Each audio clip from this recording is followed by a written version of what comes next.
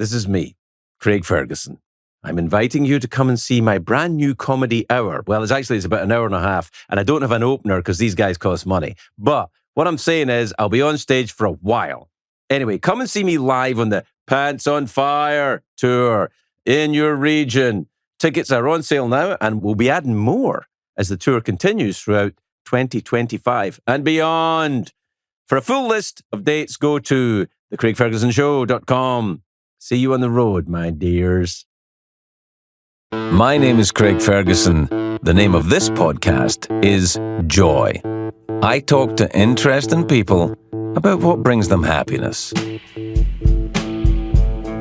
Welcome to the Joy Podcast. Welcome to the Kids Super Studios here in Brooklyn, New York, where inside the tent today, my guest will not be here because this is one of the rare shows we're going to do remotely. And the only reason I'm doing this show remotely, as in it's kind of like a Zoom call, like the way I'm talking to you right now. But I'll be talking to my guest, Jim Rash. Jim is a writer, an actor, and performer, and an improv guy who was a frequent guest on the old late night show of mine. And he was on a show called Community, which was one of the great American sitcoms, slightly unsung. Those who are into it are really into it, and those who are not into it, I've never heard of it. Kind of like me. Please welcome Jim Rash.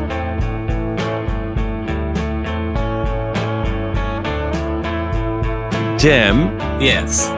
I've broken my rule for you. I had this rule that I wasn't going to do any more remote podcasts. Oh. But I've broken it for you for two reasons. One, because it's you and I adore you. Thank you. And two, because I heard you had your kitchen done, but I'm on the East, the East Coast, and I wanted to be able to see it, but at the same time, I wasn't prepared to make, a transcontinental flight for just that. And I know I've talked up this kitchen, and you've been going on about it and dying to see it. So this is a win-win for both of us because I'm so very proud. You should be proud. Now, did you design it yourself? Are you a house designy person? No, not at all. And for those watching, I feel like I'm stereotyping you there a little bit because I feel like I'm like, oh, you probably do your own design, if you know what I mean, but you probably don't. No, I just get it. The gays get it. I have a friend who is much better at this. I'm one of those people that point and go, I like that, that kind of eye. And then you always want somebody who's going to do something that you don't even think of. So not that this kitchen is like out of the ordinary. And most people listening are going, oh, do you really have this kitchen done? But this is like 7 years old. And come on, it's not that crazy. I think it's pretty great. And also what you want though with a designer is you want cohesion. Yes. Cohesion. That's what, because I do what you do. I go, wow, I like that. But a designer will say, well, that is nice, but you've got to have, if you're going to have that, you've got to have that other thing. You don't want to do like, theme rooms, like the Madonna Inn, if you will. Like flag, hat, thing, plants. Thing in there. Yeah. This is my kitchen. Yeah. Oh, is that your kitchen, actually? Okay. No. I'm in a tent. It's a choice. It's a choice. It is a choice, but I'm in a tent in Brooklyn. What it is, I don't know if you've been to Brooklyn, Williamsburg recently. Have you been to Williamsburg anytime? Not recently. I have been. I feel like, you remember the TV show Portlandia? I do, yes. Right? It's that. That's where I am. Oh, okay. Understood. So you brought a little bit of Portland to Brooklyn. Well, I didn't bring it. It was here. I just turned up, bringing a little bit. I brought a little bit of Scotland, but not much of Scotland now. So you're just squatting in some tent in Brooklyn? I am. I have a tent, and I'm squatting in Williamsburg. Where are you from? You're not You from... have rights. I do have rights. From LA? Is that what you're going to ask? Yeah, I was going to say, I think of you as being East Coasty, but you're actually not, right? No, I am East Coasty in the sense of Southeast. I grew up in North Carolina. So yes, in that sense. But I grew up in Charlotte. I love Charlotte. Did you ever, they have that really good comedy club there, the Comedy Zone, I think it's called. I've heard of it. I've never been there. It's also been a hot minute since I've been in Charlotte. I've lived in LA for 30 years, and I was at school in Chapel Hill, and that was just a quite a bit ago. So that was, I have family still there, but I don't get there as much these days. Well, why wouldn't you go back to Charlotte? It's, I just told right? you I have family there, and I just don't get there that much. That's why I don't go to Scotland. No, I also have family in Scotland. Yeah, that's true. Hey, I don't. That's not the reason. I just haven't been back east, and some of them they've been coming here, so that's it. Right? It's probably my turn. No, I haven't seen you in a while. Did you get damaged in either? Have you been rioted or fired? Not fired as in work fired, but fired as in on fire. Fired before, but not in that way. But no, I gratefully did not have to. I left my house at one point because there was a fire when a very brief one broke out in Runyon Canyon. And that was one of those ones where you're looking at it and you go, yeah. Even though it's not too close for me. So I went one night to a friend's house, but that was put out pretty fast. And but no, I'm thankful. Unfortunately, I have friends who who live in Altadena and stuff. But it was quite a time. Yeah, I mean, watching it from afar. I mean, I lived in LA for 23 years, and watching it, the neighborhoods go up, I was like, oh my God, that's crazy. Like, I mean, it's nuts. It's very, yeah. What's it like now? Is it the air better and stuff? Well, I guess so, but that season's coming. So, everyone got like the Watch Duty app, which was like saved probably everybody. It was very up to date, and that's already, now and then going off. They're small, like quickly put out things, but that's it is that time of year is coming to us. Fire season. I don't know that fire should be a season. It's one of the reasons why I don't leave. No, we don't. I live in the East Coast now. I live in New York City now, and it's different. It's every day is weed, pee, and rat smell season. That's the season, but that's at least you expect one season. Sort of how LA is almost the same temperature. You get up in the morning, great, pee, rats, all is right in the world. And weed, all is right in the world. Yeah. I feel like it's a little bit of an imposition, the weed smell, because I don't smoke weed. Do you smoke weed? I do not. Right. That's not said as a judgment. I just don't. No, I'm not judging people for doing it. I just don't feel I should have to participate in it. Do you know what I mean? I'm getting a lot of secondhand weed smell. Yeah, understood. Yeah. And I don't care for it. I was bad at it. I've done, even nibbling an edible, I did it wrong. I don't like, I guess some people just know how and their personality or something, it reacts the right way. I just am the one who gets quiet, and which might be great for other people, but I get quiet and I get in my head, and then all I'm doing is having a dialogue where I'm like, you're not speaking, Jim. You're not saying anything. And I was like, while that might be beneficial to those around me, it isn't to me in my head. So I was like, I'm not doing this correctly. Right when you're like that? Because, I mean, I think of you, obviously, as a performer and stuff, but I always think of you as a writer, too. Do you ever have any good ideas when you were like, because there is this myth, well, maybe it's not a myth for some people. For me, I could never come up with anything when I was high. Nothing. No, I don't think it does me creatively right. That I can remember, because obviously I don't do it. So if I did, I would have kept doing it if it was more fruitful than me just staring at a blank page, cold sober. Yeah, I think that kind of terror is what gets me to work. Is when I see that if I don't do anything here, there's going to be a problem, as opposed to I'm busy thinking. Like, I think type first, think later. That's my approach. And certainly that seems to be, observable in my output. Like, clearly he types first and thinks later. Oh, yeah. Yeah. Well, then somebody's going to say, every book is going to say their version of that. Oh, write from your first pass, just write from your heart. Don't edit or whatever. I find that enviable, but personally impossible. I write, rewrite at the same time. You got to rewrite. You got to like go back all the time. Are you writing right now? Are you writing anything just now? I am. I just finished editing something I had written closer to pandemic year, and just starting outlining something at the moment. So Yeah, is that a movie? Are you doing a movie? it's a movie. It's based on it is a true story, which I've never done, like something a real person story, but I'm taking a stab at it. And seeing if I Who's the parent? you Who's the do parent? you remember Team? Well, they went by a team name, Team Hoyt, last name Hoyt.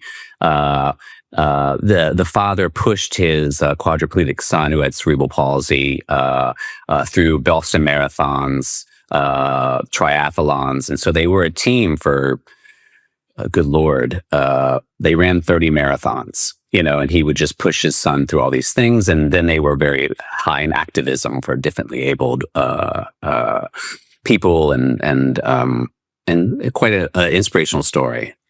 Do you have any connection to that world? Are you close to anyone who's in that position? No, I just, I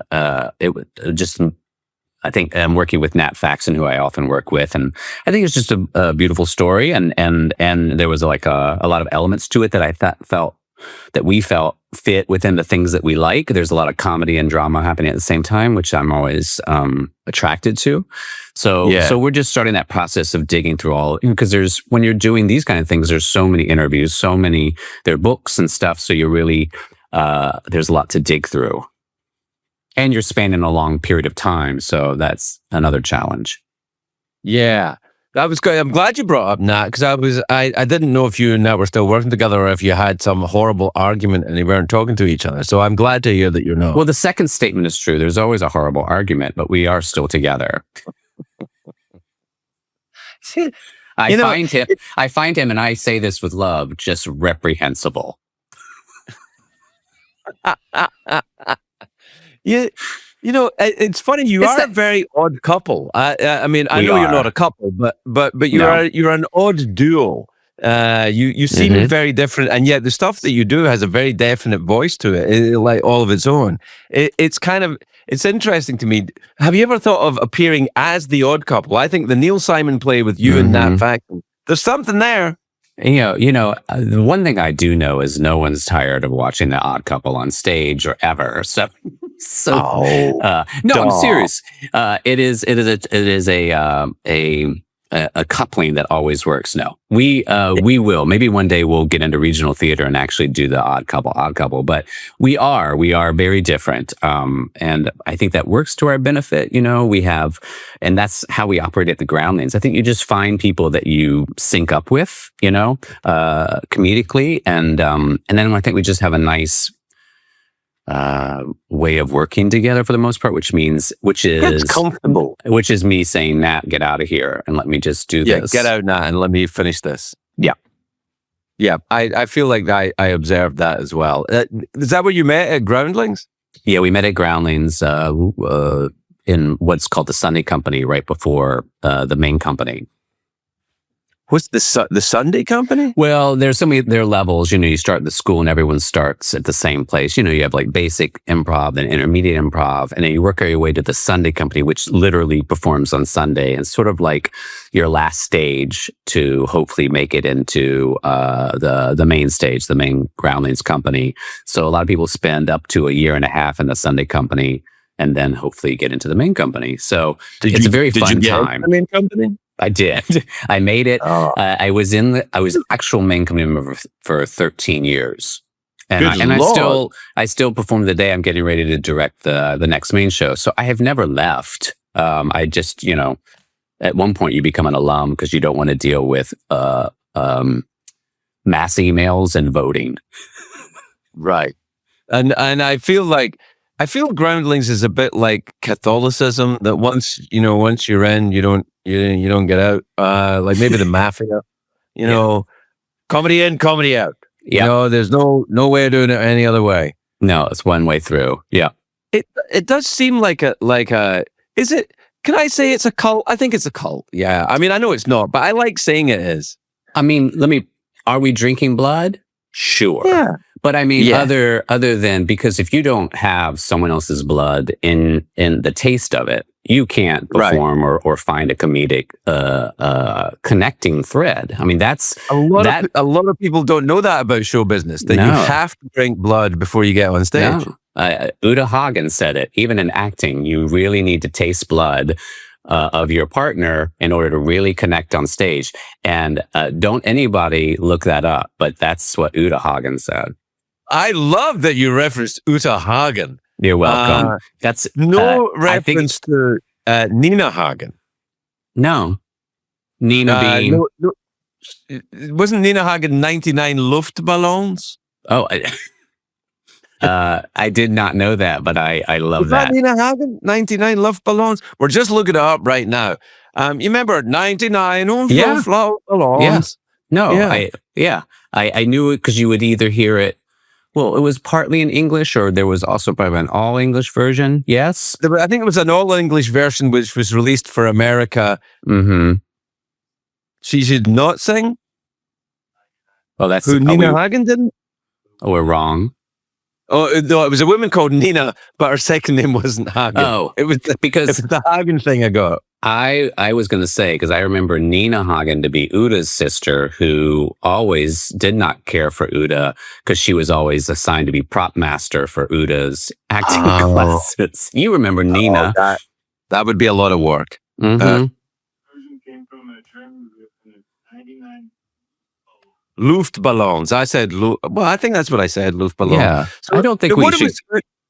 Let's talk a little about Uta Hagen, though. I don't want to let this drop just yet because I feel like I don't know really anything about Uta Hagen. Do you know much about Uta Hagen? Talk me through it. I do not. The fact that I referenced her was mostly a bit. I will say, I deactivated and took a little mentalish break from Instagram. But at the time, Instagram, someone was uploading old clips of Uta Hagen and teaching her acting classes, which were a dream to watch as she's showing, actors in whatever period this was from, certain tricks and how to be in a scene. And that was enthralling, but that's as much as I have. I have a mental picture in my head of her. That's it.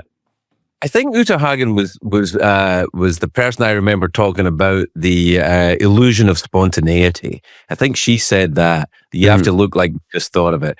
Well, you understand the words, the illusion of spontaneity, but that's I feel like that was her, but that could have been Uta Lemper as well. It was certainly an Uta, or maybe it was Nina who sang 99 Luftballons. That's right. And every time she sang it, it was like the first time. Yeah. It's safe for us to assume that there are a lot of Udas out there and a lot of people last name Hagen who are very, very key in our lives. Do you know that Sammy Hagar's real name is Uta Hagar? I can see why he switched it up a little bit. Yeah, and I think that was the right choice. I mean, Sammy, so it's more kind of rock star relatable. Hey, Sammy, how you doing? Yeah. Because that's how rock stars talk, apparently. Yeah. Hey, how you doing? And you also, I'm sure there were concerts where instead of yelling out a song they wanted to hear, they go, tell us something about acting, like, what about the illusion of spontaneity? Forget, and I know this is not him, but forget Freebird. Tell us how the best way to block a scene. Yes, that's what is the best way to block a scene. I always think it's good to have all the actors standing in a line, shouting towards the front, and then everybody is able to pick up on what's going on. I always tell them, don't cheat out, be out. Be out. Right. Don't look at your scene partner, connect only with the audience and throw everything right at them. And as loud as possible. Even if you have to shout, that's okay. I don't say project to the back, I say project to another state. That's right. Just yell as loud as you can. And it's okay to look like you're yelling. A lot of people, they'll get it. They'll understand what you're trying to do. Yeah. And then I tell them, if the scene is about anger, choose one note and stay there. Yeah. And start big. If it's an angry scene, start really angry and stay really angry. I always say, anyone who tells you to build from a place doesn't know what it means to construct a scene. That person needs to quit and go open up any type of shop. But don't tell me how to build a scene. Start big, and go bigger. I always there's a very complicated, I call it the Bon Jovi acting technique. This is how I like to do it. When Bon Jovi songs where you do big noise, then there's a little bit of things, then a big noise. That's how I like to do acting. Right. Shout something, then I do a little something. Then I shout it again. And then there's a big chorus. Acting is like performing a song. There's a verse, there's a chorus, there's a bridge, right? So if the scene is, I'm upset, I'm telling this person to get out of there, I'm like, get out! And here's what you're gonna do. Don't look at me, but you better believe. Now, should they be able to hear what the stuff I'm saying quietly? Not necessarily. Not necessarily. If they've read the script, they already know. So you always act because you know what's happening in the scene. Don't. I feel as well that I don't know if you have whenever I work as an actor, I don't read the script. I read the lines, so I just read the lines that I'll be saying because I figured then it'll come as a nice surprise when the other actors say words. That's 101. It's not my job to know what their lines are. It's my job to know my lines. And if I choose to skip a couple pages, that's my right. I always tell myself that. They can fix it in post. Now, you mentioned something which I'm quite interested in because I feel like everybody I talk to has said this, that you said you came off of Instagram, you came off of social media. Did you find it was becoming intrusive in your life in some way? Very much so. Yes, I felt it was robbing me. I think I was getting distracted, and it wasn't even me posting. So, people go, I don't post much. When I go, but it's really not about posting that bothers me. And because I do enjoy I understand the joys of it. I enjoyed that kind of stuff, but I found myself getting to the place where if we're going to a party and you say to your friend, oh my God, you went to Europe. Like, in other words, back in the day, you would not know this information, but then it feels like we're so caught up on someone's life. We walk in and we fill it in because we don't need to have a conversation. You just got that puppy.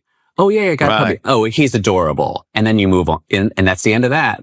Anyway, I just didn't like, and then also we're getting, you get hit with a lot of, news at the same time, so you're just trying to I've take care of yourself. I've stopped looking at the news completely now. I don't look at the news at all. It seems like it's going well.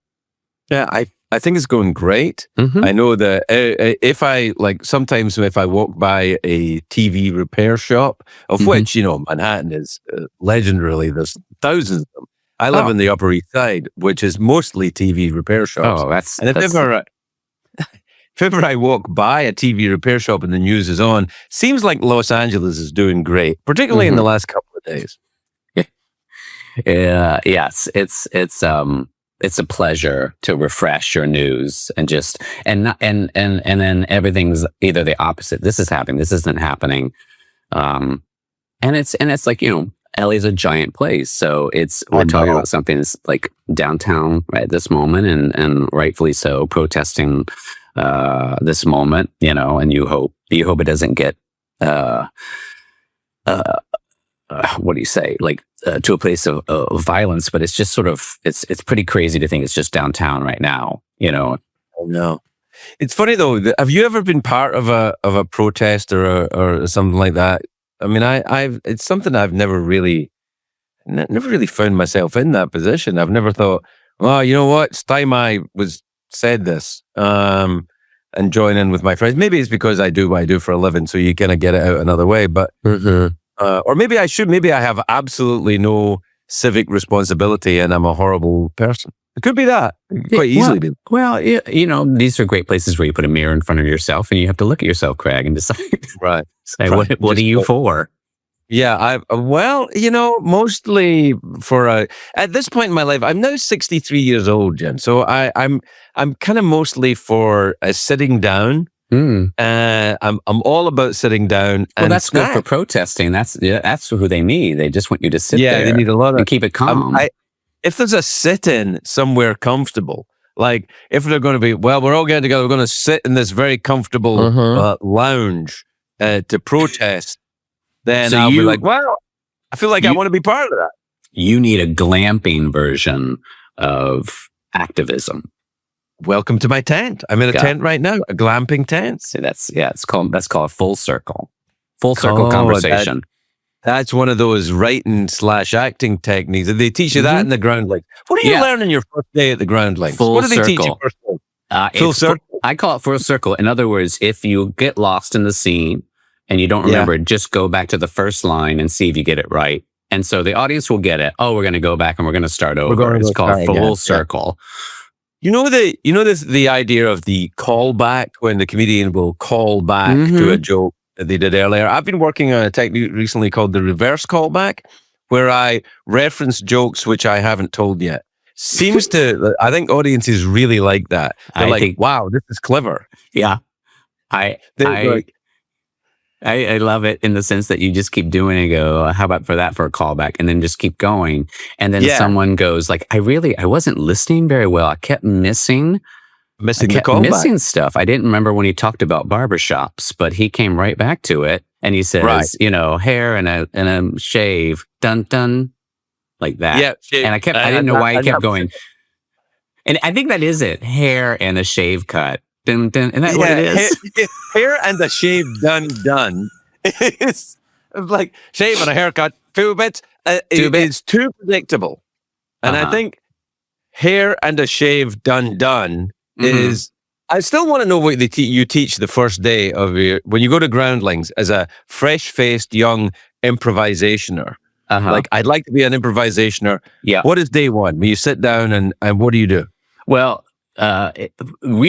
truthfully, it is to jump up and just start doing it. And I find it very interesting to watch what happens when you get a class or two of just throwing them up there and doing improv exercises, and then take a moment to sit down and break down, if we want to call them rules or like structures, and then watch how it deconstructs them and then they get terrible. Me included back in the day.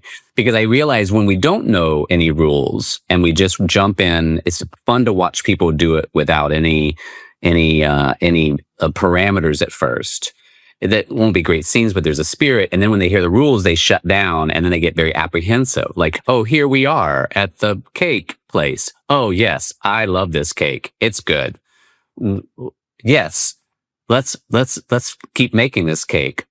Oh boy! And the only rule I know is the yes and rule. Is that a real rule? Yes and you just have to keep adding. Is that real? I think it's a good rule to be learning in the very beginning, and the idea of being in agreement. In other words, I'm going to zig with you. If you're going to zag, then I'm just going to go with you. In other words, I'm not going to not, and I'm not going to negate that.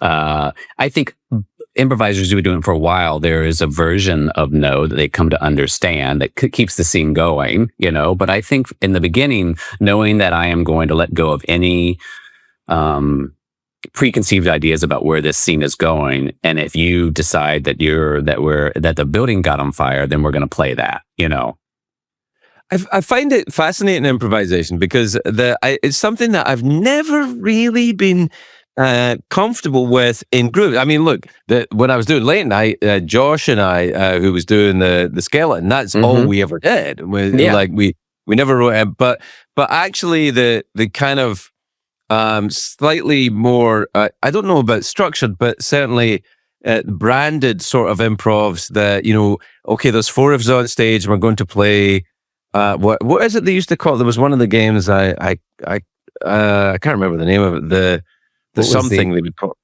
what? The pussy? Was it the pussy? I don't know if it was the pussy. I know, that was so vague. It was called the something. Well, everything's called something, Craig. What was the idea of the improv? It was like a long form thing where you would tell a story. A long form improv, which I genuinely don't understand. I'm not trying to be obtuse. No. I don't know what it means when you say long form improv. What does it mean? Well, I mean, I think long form improv is you might just get one suggestion, as I understand it. Let's just say like a group gets up there and says, we're going to perform long improv. Just give us the title of this play. And they're not going to get anything else from the audience. They're just going to go with that one thing. And then for me, long improv. And then Second City, and they do heralds, which can be based on one thing. That was the one. That was the one. No, it was the herald or Harold. Well, I always said Harold, but that's I don't know if it's the man's name or like Harold as in a right. But I feel like it has to do with Harold, but also I was thinking of something that flows into each other, because the idea is that if you're doing a correct herald. Now I'm not proficient on them, but it's like I think like 3 separate scenes get started, and then, as they say, some kind of game happens, and then the scenes are revisited with time, and then it all comes together. If you nailed it, as they say in the herald world. Now, someone on here who knows a herald listening, going, just swerved in their car and said, Jim doesn't fucking know what he's talking about. Right. Well, which is completely fair. Well, but they're breaking the rule of keeping the scene going, because they've swerved the car, they've stopped the car, and they've said Jim doesn't know what he's talking about. Doesn't give you anywhere to go. Anywhere to go. If I heard that, I would say you just negated what I just said, which I said was a true statement about a herald. Right. That was the one I always felt intimidated by it, because when I was doing the Drew Carey show, that's just when those Drew and Ryan Stiles and those guys were putting together, Colin Mockery were putting together Whose Line Is It Anyway? And they would go and practice at the Improv Club in Los Angeles. And I went once and I thought, I don't like this. I don't understand it. I don't feel comfortable doing it. And they were like, no, you're the perfect sort of person for this. And I'm like, but I don't feel like I am. I can't connect to it. What was throwing you off? Was it the pace of those games? I think I don't like people. I don't work well with others. Yeah, that's difficult. Yeah, cranky loner, I think, is what. Also, okay. I was working, but aren't you? You're a bit of a cranky loner, I feel too. I mean, I see you. How dare you? No. I see you there in your kitchen. Well, judging. Am I cranky right now? No. Am I alone? Yes, always. That part I get. I like being alone. I like working alone. I like being on stage in my home. That's fair. It's like and I'm just going to say it because I think you're saying it. You're selfish. You want all of the glory on stage. Yes. I think that's right.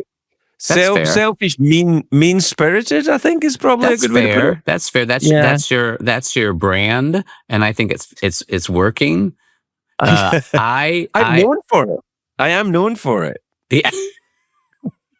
No, when I was getting on here, I texted a friend. I said, "Oh, I'm getting ready to go on this really mean-spirited, selfish loner," and he goes, "Oh, Craig Ferguson." I go, "Yes."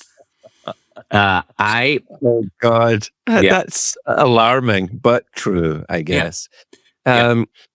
What about the idea of working alone for you, like doing stand-up? Have you ever done stand-up? I don't think of you as a stand-up. No, I've never done stand-up. I envy those who have that skill set. That doesn't seem like it's my jam, if you will, not to be jam.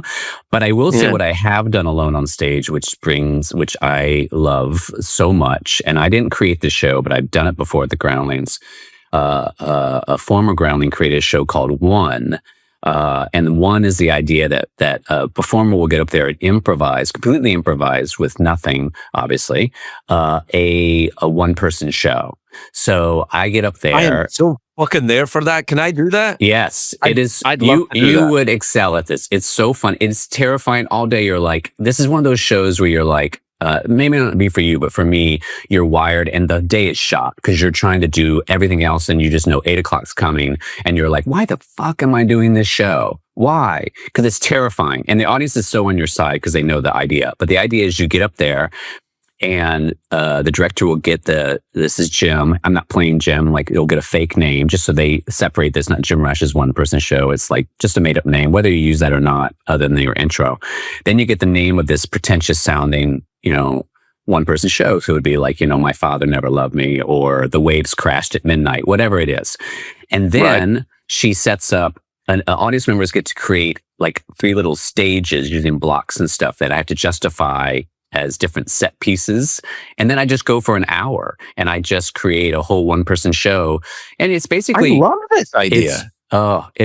it is terrifying. And then when you get off stage, you're like, I want to do it again. And then you book it and then you're like, why am I doing this? And then I want to do it again because the audience is so there. And so you get to do this type of improv that I've never done, where you just have to trust that there is going to be lulls. Like you look up at this clock and it's like 40 minutes in and you just hit, which is natural, like a party where you just lose conversation and you're like, oh my God, something needs to happen. And then you just pull yourself out of it. And so you play a bunch of characters, you talk to yourself as different characters, and it gets insane, of course, but it's fun. I am not kidding. I've never heard of this before. I feel like I might have been doing a version of this my entire career, and I want to do this. I genuinely want to do this. I need you to give me a number at the Groundlings, or do you have a New York branch of the Groundlings? No, way back, way before me. They had an attempt at a expansion, but this was long ago, and they don't.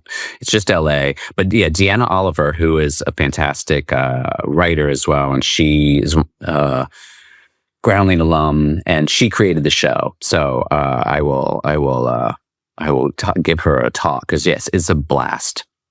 This is perfect for me. This is actually perfect for me. I feel like, are you allowed to drink 2 cups of coffee before it? I think 1.5, but that's just because that's should be enough. Well, you know why I say 1.5. That's the folklore of, it's very Shakespearean. Never drink 2 cups of coffee before for a play. Is it because it's an even number, or it makes you go to the back? I think it was either, again, Uta Hagen or Shakespeare who said it. So I don't remember which of the two said it, but it was something of like, he or she who has 1 cup, your talent runneth over. 2, talent, to the door she go. But a half will do well. And I think that's the exact saying. 1.5 will do well. 2 will smell. 1 will do you well. The talent will be forthcoming. Well. 2 will make you smell. Yeah, some of these words are going to change when I tell you the second time, but just give me a second to get it right.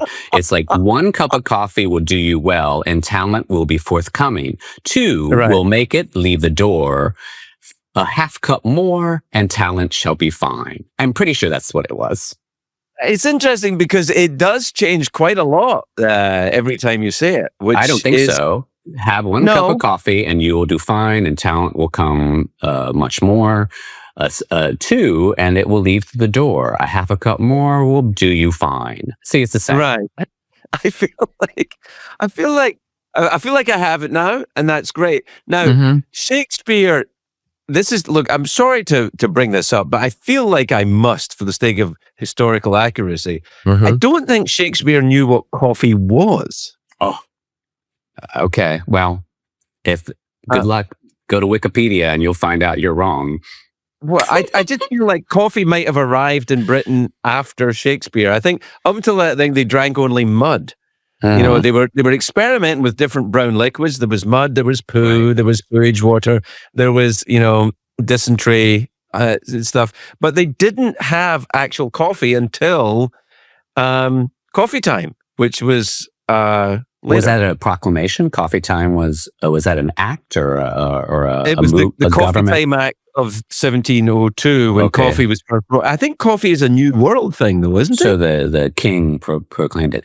I mean, to me, you said mud, but that to me is slang for coffee. Like, oh, a cup of Joe, cup of mud. So maybe you just don't understand translation of text, and that's okay if you don't know it.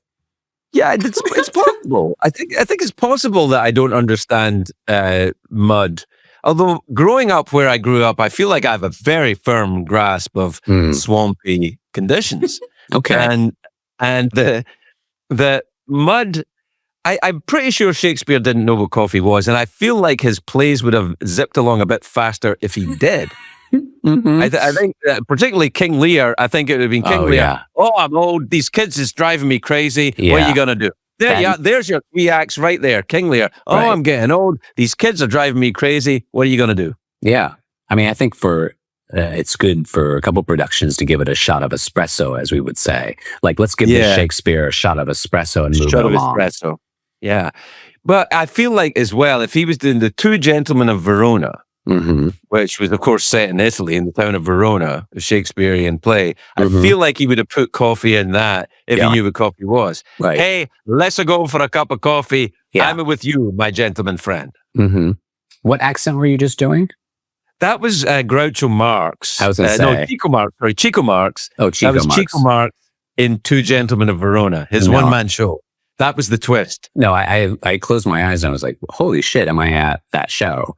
And then Yeah. I What's opened the it. coming and go? It's me, your friend from Verona, Chico. Chico. Yeah. Yeah. And have you ever been to Verona or anywhere No. around that name, or Italy? I have been only to, is it called Turin or Torino, like northern Italy? I know exactly the town you mean. I would call it Torino, but I feel like that might be because if ever I'm reading the news on TV, I like to, if the story is about Nicaragua, I always like to say Nicaragua. Oh, yeah. All right. Instead of me 'cause I'm saying one of those- Turin or Torino. Yeah, yeah. But that's the only, I have so much of Italy to see, and that's the only place I've been. I would say that be careful when you go to Italy, because if someone has bad eyesight and they can't really see, they might think that you're Stanley Tucci. No, I get that or Moby, and Moby doesn't live that far from me either. So we could do a great Freaky Friday. But he has tattoos, and you should be able to tell the difference.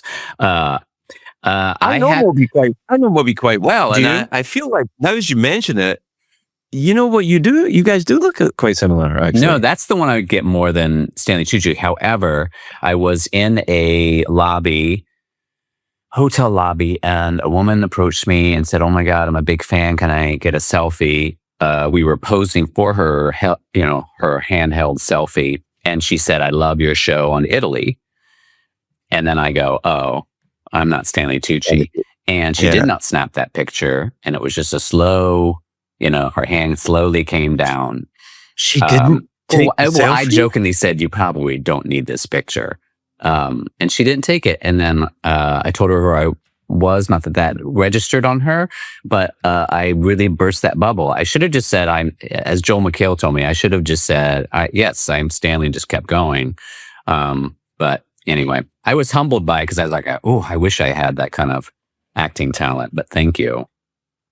I think you do. I think you could pass off as Stanley Tucci's Tucci. amazing, but I will take it. Thank you. No, he is amazing. He's an amazing actor, actually. You forget because, but I see him in Italy, and I think, I don't think he's acting there. I think he's genuinely having a good time. I would imagine. Yes. Yeah. I do love Italy. I feel like where's the name Rash from? That's not an Italian name, is it? No. Now I should say I'm adopted, so I'm not going to be representative of this, but as I understand, Rash, as according to my grandfather found, is Welsh. Oh, I thought it was an Ellis Island thing from Rash from Germany, because Rasche, Rash, yes, is a German name. According to whether this is right or not, he said this particular Rash is a Welsh thing. I believe it. Have you ever been to Wales? Like as a teenager. So it's been a hot minute, obviously. Right. But yes, as a teenager, we did the whole, Wales, Scotland. Oh, you did? Where did you go to in Scotland? Because that's where I'm from. I know. All I remember is, as a kid, is wanting to go as many like castles and castle ruins. So I couldn't tell you everywhere we went, but I've lived in and most we of road them. tripped. We road tripped through, so we just kept going. Yeah, it's probably a good idea. Were you were a teenager? Probably a preteeny. Yeah. Right. So did you eat the food there? Well, if I was a kid, I probably was complaining. I do remember how jet lagged we were experienced hitting London. And when a family hits a place and everything goes off the rails immediately, and it's about being hangry, and like Coca-Cola didn't have ice in it, so that probably freaked me out for a second. Nothing has ice in it, and to this day they're still like, I'm afraid we don't have any ice. We could put it on the cold shelf. Have you ever experienced the cold shelf in Britain? No, what is the cold shelf? It's a shelf, but it has no refrigerating qualities. It's just a shelf. I've got some on the cold shelf. It's a shelf near the door. That's it. Is that true? Wow. Yes. It's 100% true, mostly. Yeah. If you're hot, go sit on the shelf, baby. They say that to people. Why don't you? Nobody calls anybody baby in Britain. You can't What? say baby. That's No, not you have to be an actual baby in Britain legally No. to get called baby. You can't say, Oh. "Hey, baby, what's up?" In the South, it's just okay. I would just naturally go and go, "Hey, baby, why don't you go sit on that shelf?" No, have a fate. y'all, sugar, y'all go sit on that shelf. That's not very Now, in Britain, London. if you call someone baby, if you say, Mhm. "Hello, baby," it's a baby. It's an actual baby. Oh, it's an actual baby. And so the chances of you getting a reply Yeah. are limited. Yeah, I was just probably being a nice, one of my aunts or something calling me that to tell me go sit on the shelf. But yeah, you're right. So if I go to the South, the next time I go to the South, if I call people baby, they'll think it's okay. I'll just go, "Hey, baby, can I have a soda?" I haven't lived there in 30 years, but I'm pretty sure, it's classic. Hey, y'all. Hey, baby. I don't know. I feel a great affinity for people in the South because I also walk the earth meeting everyone I meet feels they can do my accent better than me. Oh. I think people in the South also experience that. What are you doing? You can't do it. Yeah. Hi, y'all. Hey, baby. I know. Do you have any toothpicks? There you go. Oh, that's a classic. Y'all have toothpicks, which actually probably is. Everyone likes to pick their teeth. Because you would go to those restaurants like Sizzler, which, anybody who knows Sizzler or something, or any of those like chain steak places where you're getting like a Waffle Hut. Waffle House, Waffle Hut, whatever they're called. You'd have that little thing where you could rotate the little plastic dial on the side and it would get one toothpick in it and the toothpick would come out. Yeah. Y'all have any toothpicks in your dial? You have the dial-up toothpicks? Yeah. That was like, that was pre-COVID. They knew how to get one single, That's right. You can't have that. one touch toothpick device was already invented way before all that. Did you get COVID, by the way? Twice. Yeah, me too. Yeah. I had... How bad was it? Was it pretty bad? The first one was, I guess... it's all subjective, but it was like, the fever, don't feel like doing anything, sit on the couch for a couple of days, and then it just sort of broke. The second time felt like nothing had happened. Did you get vaccinated? Am I allowed to even ask you that? I don't know. I mean, I'm not afraid to say it. Of course. Yes, I did. Yeah, no, I got vaccinated. I took ivermectin. I drank bleach. Yeah, that's so smart. Yeah, I feel like I took all the precautions. Some of those things are just wonderful things you don't want to let go. Like I keep wiping down my groceries just for nostalgia. I love to wipe them down. I do that. let me just. I'm gonna wipe down these turkey burgers and just get them nice and clean. Yeah, I still bulk buy enormous amounts of toilet paper So just smart. in case it comes back. Yeah, So smart. Just huge amounts of toilet paper. I bought big things of ketchup. I really thought that was going to be a possible, empty shelf. But anyway, I was wrong. I had plenty of ketchup. In Britain, you get your ketchup from the cold shelf. Well, it probably makes sense because everyone debates whether ketchup should be in the fridge or not be in the fridge. Well, here's the thing, though. It's not called ketchup in Britain. It's called tomato sauce. Right. Classic. And it goes with the other sauce they have is, and I'm not kidding, brown sauce. Mm-mm. And what is brown sauce? Is it like an A1? Is it like a, you don't know? Guess. Or gravy? It was like a steak sauce thing, but they call it brown sauce. Have you any brown sauce? I think a color shouldn't be the name of a sauce. No, not at all. And I also think whoever invented brown sauce has always been offended because they were like, the ingredients deserve some respect. And he goes, wait till you taste this. Oh, I love your brown sauce. And they go, no. It's brown sauce is delicious, baby. It's 10 ingredients. Oh, I don't care. It's brown sauce. Brown will do fine. I think that's probably what Shakespeare called coffee. Now, when I think of it, see, again, sauce. Full circle, and now we know. You know what? I think that is as good as time as any to say good day. Oh, great. That was it? Yeah, that's it. That's Oh, it. good. We don't go on forever with this thing. We get it done. What We call each other baby. We talk about pre-Shakespearean beverages, and love then it. it's time to move on. Heaven. That's heaven. It is heaven. It's heaven to see you again. It's good to see you from afar. I wish I could be in the room with you because it is kind of an open secret of how delightful you smell, and and I wish I could be in the room. I can only imagine what your kitchen is like. It must smell like it's just coffee. It's like chamomile and Drakkar cologne. It's just a beautiful collection of scents. It's like going to Diptyque. I think that the candle shop. Yeah, you make your own candles, or you just smell. They give you little sticks, and they say, "What does that smell like?" And all the sticks, to me, they all smell the same. Since I've had COVID. Yeah. Oh, okay. So you had that problem. So it all is lavender to you, or something. Yeah. Well, everything at this point, because I'm now 63, everything smells like lavender and pee. But I think that's just because I smell like lavender and pee.